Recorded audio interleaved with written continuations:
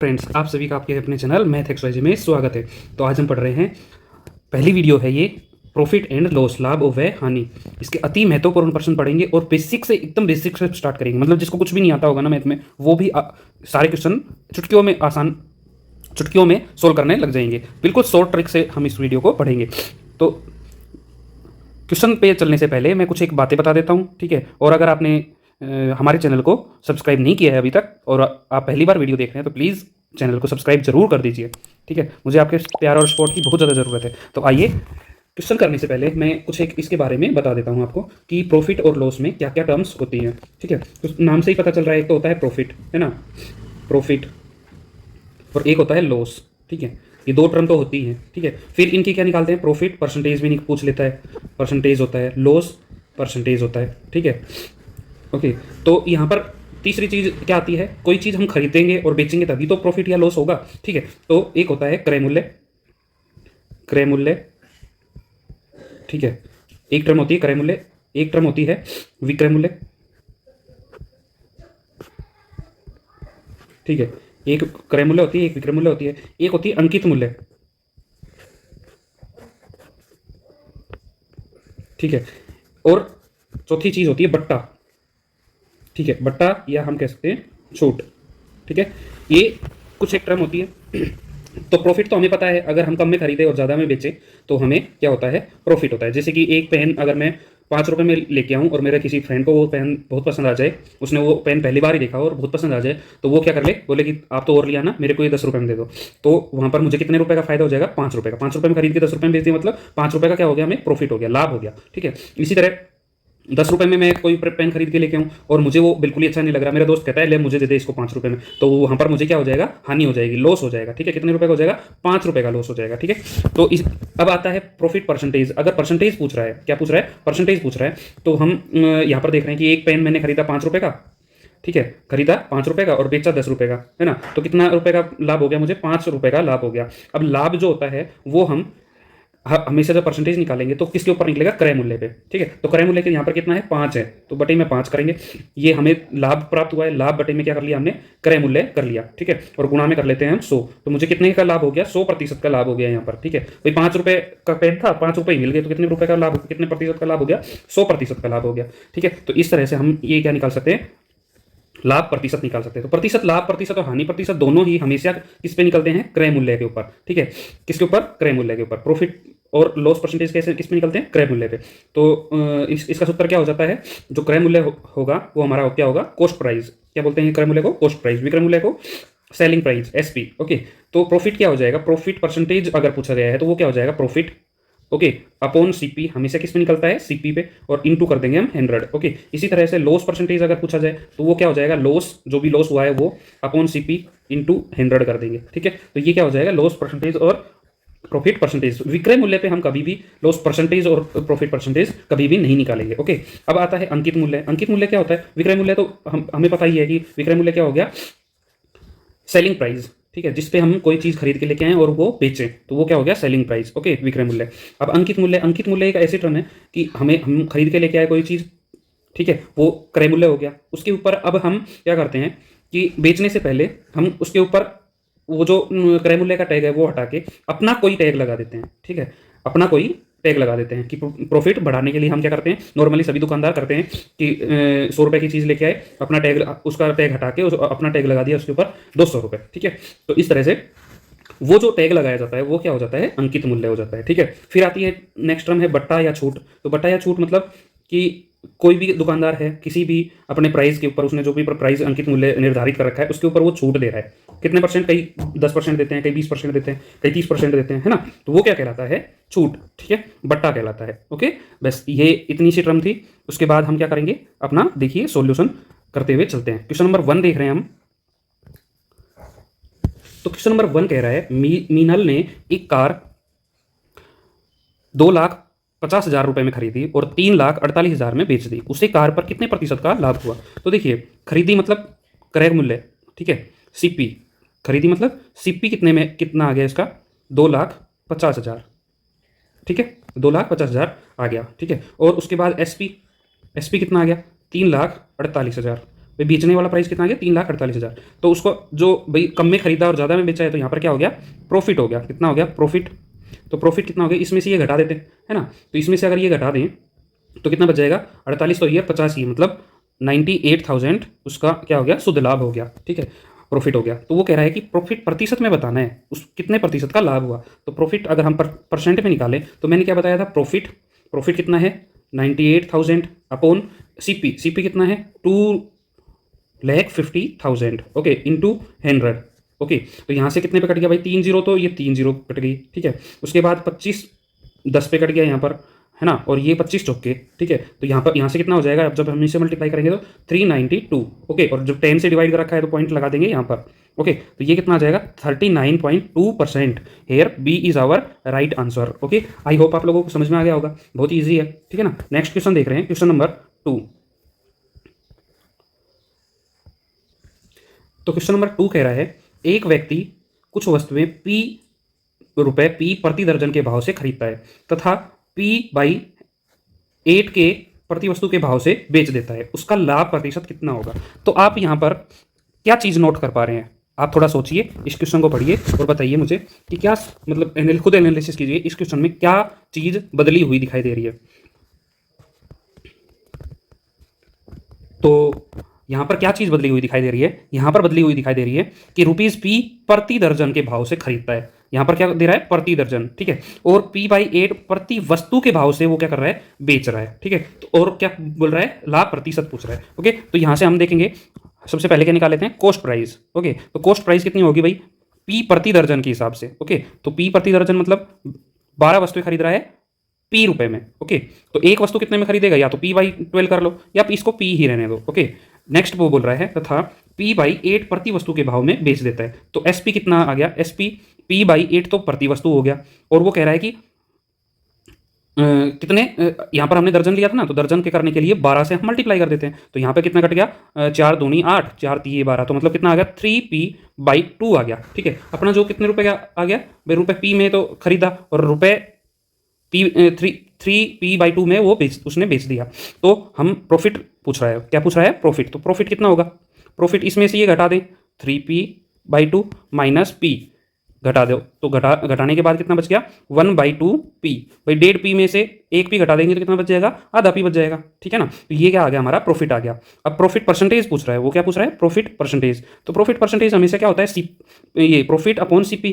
तो हाफ या P/2 लिख लेते हैं और गुणा में कर लेते हैं P। CP कितना है, P है, और इंटू में 100। तो P से तो P कट गया, और 2 से कितने पे कट गया, 50 पे। 50% क्या आ गया हमारा profit. Here C is our right answer. Okay, तो देखिए ये सारे क्वेश्चन जो है वो है इंपॉर्टेंट क्वेश्चन है। ये बैंक, इससे पहले वाला जो क्वेश्चन है वो बैंक PO में पूछा गया, दूसरे वाला क्वेश्चन SSC परीक्षा में पूछा गया। तो ये सभी क्वेश्चन क्या है, इंपॉर्टेंट है, बड़े ध्यान से देखिएगा। ठीक है, क्वेश्चन नंबर 3 देख रहे हैं। तो नेक्स्ट क्वेश्चन देख रहे हैं, एक व्यक्ति ने ₹2470 में 26 किलो चावल खरीदे। इसमें से उसने कितने चावल, 26 किलो खरीदे थे ना, कितने चावल उसने ₹110 प्रति किलो की दर से जो है 10 किलो चावल बेच दिए। ठीक है, ओके, तो वो लाभ ₹70 का लाभ कमाने के लिए उसे शेष चावल कितने रुपए में बेचने पड़ेंगे। ठीक है ना, तो यहाँ पर हम देख पा रहे हैं उसने कितने रुपए में खरीदा, 26 किलो चावल खरीदे, 26 किलो चावल उसने खरीदे ₹2470 में। ठीक है, ओके, अब उसे लाभ कितना कमाना है, लाभ कमाना है ₹70। कितना कमाना है, ₹70। तो ₹70 लाभ कमाने के लिए उसको कितने में बेचने पड़ेंगे, तो बेचने कितने में पड़ेंगे, इसको हम प्लस कर लेते हैं। तो ₹2540 में सारे जो 26 किलो चावल है वो बेचने पड़ेंगे। ठीक है, पर उसने 10 किलो जो चावल है वो ₹110 के भाव में उसने बेच दिए। कितने रुपए के भाव में बेच दिए भाई, ₹110 के भाव में। ठीक है, तो कितना हो जाएगा, ₹110 के भाव में 10 किलो चावल कितने के हो जाएंगे, 1100 रुपये के हो जाएंगे, है ना। तो 1100 रुपये इसमें से घटा लेते हैं। ठीक है, तो 1100 रुपये इसमें से घटाएंगे तो कितना बच गया अपना, 1440। कितने बच गए, 1440, और इसमें से जब ये चावल घटाएंगे तो कितने बच गए, 16। ठीक है, अब 1440 को 16 से हम डिवाइड कर देते हैं। ठीक है ना, वो हमारा क्या आ जाएगा, भाव आ जाएगा। ओके भाई, 16 किलो चावल इतने में बेचने पड़ेंगे बाकी। ठीक है, हमें 70 शुद्ध लाभ तो मिल चुका है ₹70 का, तो यहाँ पर 1440 बटे में 16 कर देते हैं। ठीक है, जो कि कटेगा कितने पे, 90 पे। जो कितने रुपए किलो बेचना पड़ेगा, ₹90 प्रति किलो के हिसाब से उसे के हिसाब से उसे बेचना पड़ेगा। तो सी ना ए क्या हो जाएगा हमारा right option. Okay 90 kg 90 rupees पर kg। ओके नेक्स्ट क्वेश्चन देख रहे हैं, क्वेश्चन नंबर 4।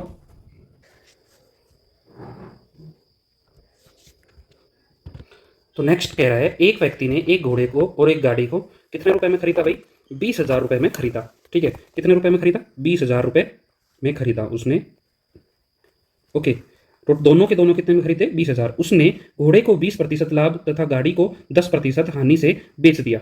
इसी प्रकार से उसे कुल सौदे में 2% का लाभ हुआ। घोड़े का क्रय मूल्य बताइए। तो देखिए हम घोड़े का मान लेते हैं, क्रय मूल्य क्या मान लेते हैं? घोड़े का, कि भाई दोनों ही इतने में खरीदे हैं तो घोड़े का कितना हो गया? 10 x मान लेते हैं। ठीक है, अब घोड़े को उसने कितने में बेचा? 20% लाभ में, तो विक्रय मूल्य कितना हो जाएगा? ये तो क्या है? सीपी। एसपी कितना हो जाएगा? एसपी हो जाएगा इसका 20% लाभ। ठीक है, तो 20% लाभ का मतलब है एसपी कितना हो गया? एसपी 120% हो गया है ना।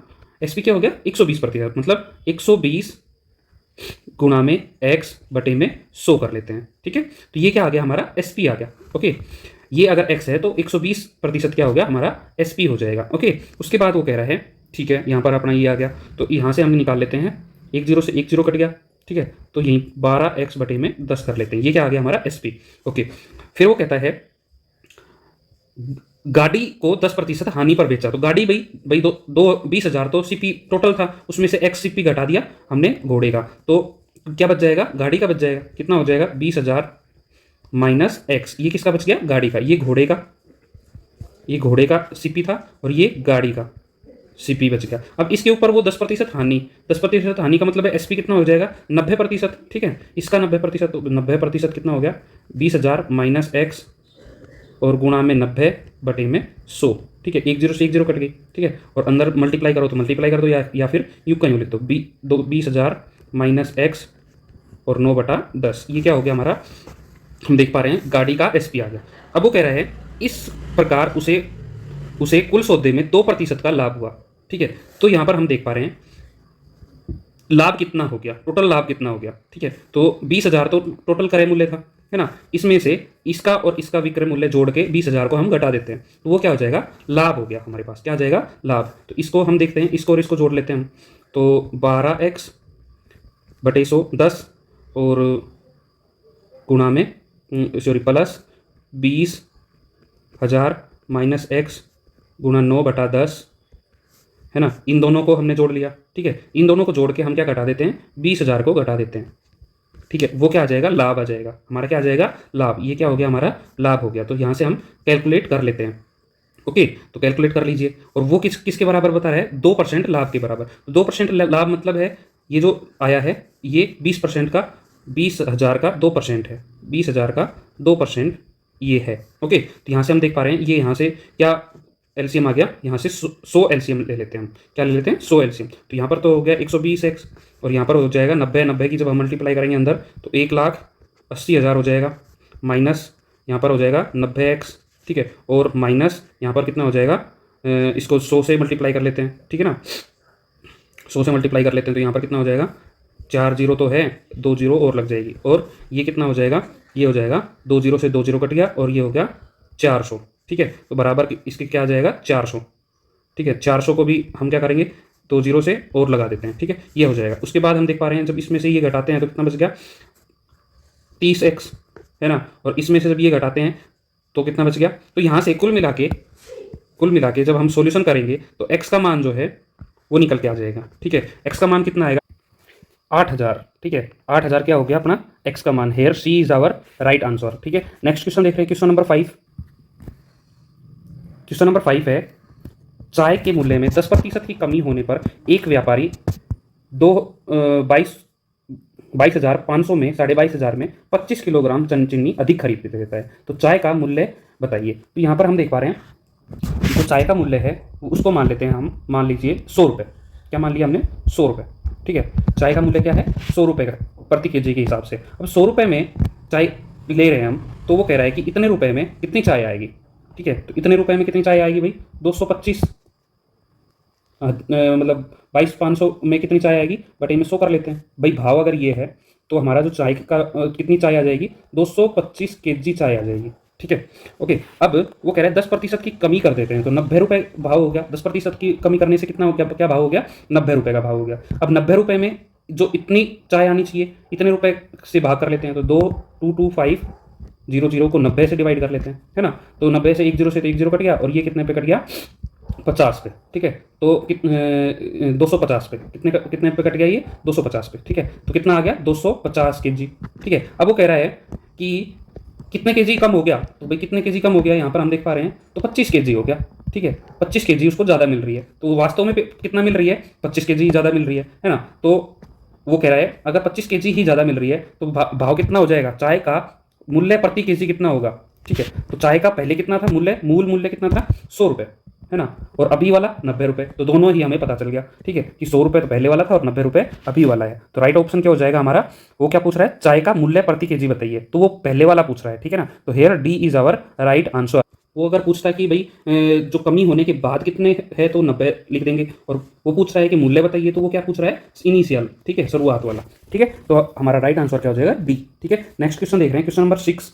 तो क्वेश्चन नंबर 6 है, तो क्वेश्चन नंबर 6 कह रहा है एक व्यक्ति ने एक वस्तु 25% हानि पर बेची है, ठीक है। कितने प्रतिशत हानि पर बेची है, 25% हानि पर, और कितने में बेची है, इतने में, ठीक है। तो विक्रय मूल्य हमारा आ गया, विक्रय मूल्य कितना है, 6,750, ठीक है। तो अब आप ये देख रहे हैं, यदि वह इसे 15% लाभ पर बेचे तो इसका विक्रय मूल्य कितना होगा, ठीक है। तो सबसे पहले तो ये हम यहाँ से निकालते हैं कि 25% लाभ हानि पे बेच रहा है, तो इसका क्रय मूल्य निकाल लेते हैं। ये क्या हो गया, एसपी, तो सीपी इसका निकाल लेते हैं। तो सीपी कैसे निकालेंगे, तो सीपी अगर 100% है ना, तो इसके अंदर ये क्या इंक्लूड हो गया, इसके एसपी में क्या इंक्लूड हो गया, एक्सपी में से हमने 25% सीपी का घटाया तब आया, ठीक है ना। तो ये कितना प्रतिशत है, ये कितना प्रतिशत है, ठीक है। तो 25% अगर घटा दें 100% में से, तो ये उतना प्रतिशत हो जाएगा, मतलब 75% हो जाएगा, है ना। तो अगर इसका 75% निकालें तो हमारे पास क्या आ जाएगा, सीपी आ जाएगा, क्या आ जाएगा, सीपी। तो यहाँ पर हम देख पा रहे हैं, तो सीपी कितना हो गया, 75%। 75% को हम इससे डिवाइड कर देते हैं, ठीक है। तो 75 को डिवाइड करने पर हमने 25 दिया, और 25 दूनी 50, और बच्चे कितना, 17, मतलब 175, 25 का 150, 25 आते 125, ठीक है। और एक जीरो और बच गई। अब इसको फिर से डिवाइड करते हैं, तो कितने बच गया, 90, ठीक है। कितना बच गया, 90। अब ये कितना आ गया, 90। 90 का जब हम परसेंटेज निकालेंगे, मतलब 100% निकालेंगे, तो कितना हो जाएगा हमारे पास, सीपी कितना आ गया, 900 रुपये, ठीक है, सॉरी 9,000 रुपये, ओके। उसके बाद अब 9,000 रुपये पे हमारे पास सीपी आ गया, तो वो कह रहा है यदि वह 15% लाभ पे बेचा जाए तो विक्रय मूल्य कितना होगा। तो इसका 15% लाभ मतलब 115 से एसपी निकालने के लिए हम क्या कर देंगे, 100, इसका 115 निकाल देंगे। तो 9,000 गुणा में 115 बटे में 100 कर देते हैं, तो 100 से 100 कट गया, ठीक है। और जब हम इससे मल्टीप्लाई करेंगे तो 1 जीरो तो जीरो, 9 5 45, 9 एकम 9, और 4 13, 9 एकम 9, और 1 10, ठीक है। कितने रुपए आ गया, 10,350। Here C is our right answer. तो दोस्तों आज की वीडियो हम यहीं पर समाप्त करते हैं, काफ़ी लंबी वीडियो हो गई है।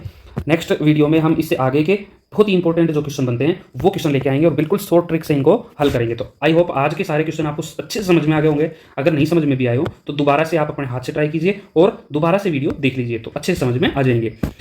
तो थैंक यू दोस्तों, बाय, लव यू ऑल। जिन दोस्तों ने हमारी वीडियो को देखा है और हमारे चैनल को सब्सक्राइब नहीं किया है तो वो प्लीज़ सब्सक्राइब जरूर कर दीजिए। आपके प्यार और सपोर्ट की मुझे बहुत आवश्यकता है। Thank you so much, bye, love you all. पढ़ते रहिए, तैयारी में जुटे रहिए।